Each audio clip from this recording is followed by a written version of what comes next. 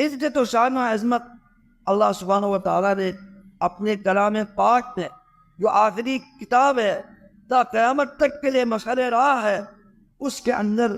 اللہ سبحانہ و تعالیٰ نے حضرات صحابہ کے جو فضائل ہیں ان کو آیات بنا کر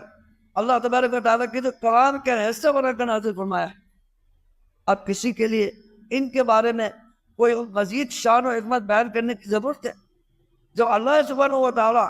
اور اس کے نبی کریم صلی اللہ علیہ وسلم جو سب سے سچے ہیں، انہوں نے آپ علیہ السلام کے جو صحابہ ہیں ان کے شان اور عظمت اور فضائل جب بیان کیے ہیں تو اس کے بعد کسی اور کے لیے فضائل بیان کرنے کی ضرورت ہی نہیں۔